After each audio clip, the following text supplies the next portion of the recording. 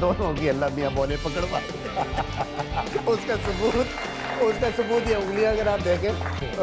Nationally जिस वक्त मैं टीम में आया था, सलीम यूसुफ को लोग जरूर जानते होंगे। तो लोग अभी तक ये समझते हैं कि आपकी बड़ी राइवलरी थी, लड़ाई थी, एक दूसरे बात नहीं थे करते। एग्जैक्टली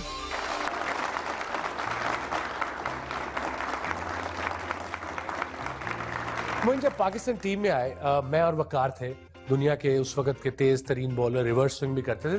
तो कीपिंग कैसे एडजस्ट की आपने? बिकॉज मुश्किल तो होगा to start of with.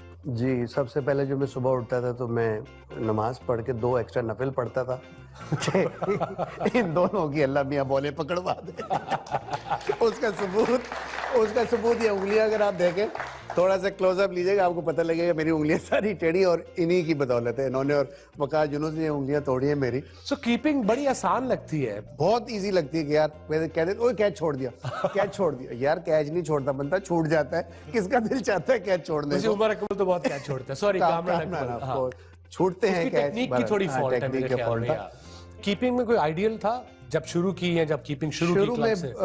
Nationally जिस वक्त मैं टीम में आया था, सलीम यूसुफ को लोग जरूर जानते होंगे, जिनको इमरान भाई टाइगर के नाम से जानते थे। बिल्कुल चीता तो था वो। हाँ, और उससे पहले वसीम बारी का बहुत ज्यादा नाम था। वसीम भाई बहुत ही जबरदस्त विकेट। तो ये 2 विकेट कीपर मेरी जिंदगी में थे पाकिस्तानी, जिनको देख के इंस्पिरेशन मिली। एंड देन ऑफ कोर्स जब मैं क्रिकेट शुरू की तो ईन हीली जैसे टॉप विकेट कीपर जो है उनको देखा, बड़ा क्लोजली वॉच किया। तो जब आप पाकिस्तान टीम में आए, जगह बन गई, फिर एक और हमारे बड़े अच्छे कीपर आए राशिद लतीफ। तो लोग अभी तक यही समझते हैं कि आपकी बड़ी राइवलरी थी, लड़ाई थी, एक दूसरे बात नहीं थे करते। एग्जैक्टली कैसा क्या हुआ था और आपकी क्या फीलिंग थी जब राशिद भी टीम में आता था? राशिद चूंकि मेरे बड़े भाई नदीम का क्लास फेलो था, अंडर 19 भी उसके साथ खेला, एज में भी मुझसे बड़ा था, तो नेचुरली वो एक रिस्पेक्ट का भी वो एंगल था।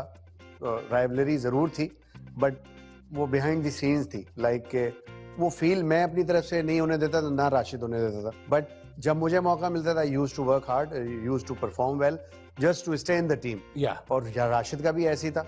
राशिद के बारे में जरूर कहूंगा कि पाकिस्तान में इससे ज्यादा खूबसूरत कलेक्शन वाला wicket keeper to be honest मैंने नहीं देखा। एक्सीलेंट यार, बिल्कुल, well done, that's no doubt at all.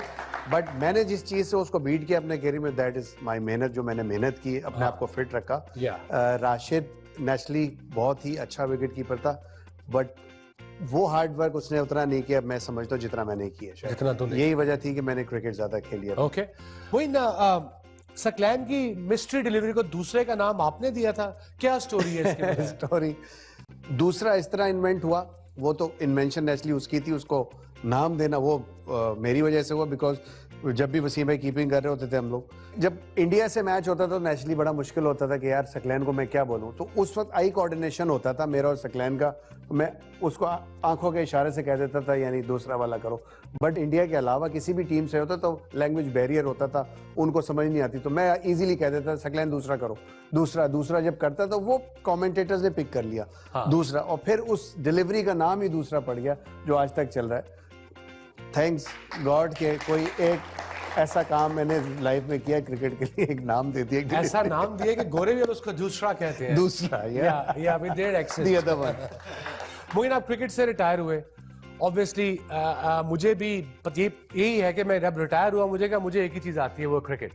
1-2 business किए, बुरी तरह फेल हुए। आई रियलाइज कि आई ओनली नो क्रिकेट। और आप भी क्रिकेट से वाबस्ता है, आपकी जबरदस्त एकेडमी है, थोड़ा उसके बारे में बताएंगे? ऑफ कोर्स ये एकेडमी मैंने बेसिकली 2003 में शुरू की थी। बहुत मजा आता है कि जब 200-300 बच्चे ग्राउंड के अंदर खेल रहे होते हैं, और छोटे से सबसे जो छोटा बच्चा है हमारी एकेडमी, वो 4.5 साल का है। Wow, 4.5 year. नहीं, मैं याद है हमने क्रिकेट ऑल स्टार से पहले एक हफ्ता प्रैक्टिस की थी, तो छोटे बच्चे कोनों में अपने कोचिंग हो रही है, उनकी प्रॉपर प्रोफेशनल कोचेस आ रहे हैं। बिल्कुल, तो अब वो 4.5 से लेके 19 ईयर्स ऑफ एज तक जो है वो हम क्रिकेट कोचिंग करते हैं बच्चों को।